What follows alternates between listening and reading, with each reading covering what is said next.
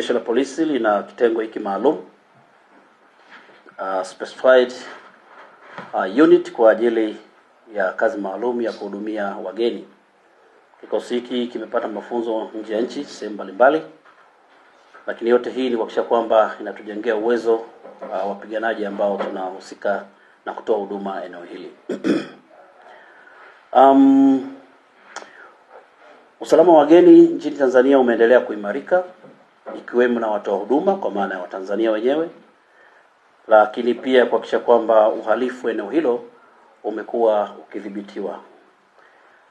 Kila mahali penye binadamu kuna uhalifu, na kila kwenye maendeleo pia uhalifu pia unajitokeza.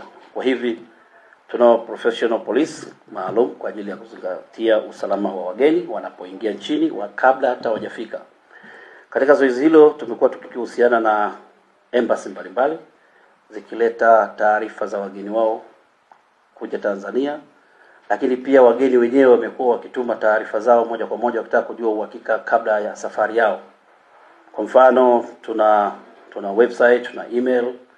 Kwa hivi mgeni anatuma information zake kwamba kuna information nimefanya inataka kuja Tanzania, kwa hiyo nataka kwenda na kampuni ABCD.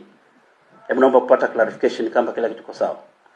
Tuna cross check, tunaona kampuni imesajiliwa ni kweli, lakini pia booking alizofanywa ziko sawa. Kwa hiyo tunaanza kumhakikishia mgeni usalama na uhakika wa safari yake kabla hajaja Tanzania. Lakini pia anapokuja Tanzania tumekuwa na escort mbalimbali na uwepo wa askari wetu maeneo ya airport. Nia kubwa ni kuhakikisha kwamba kama mgeni akishaingia pale tu airport, kama ana changamoto yoyote inatatuliwa haraka sana. Lakini pia kama itahitaji muda ataendelea na safari yake wakati changamoto yake inahudumiwa.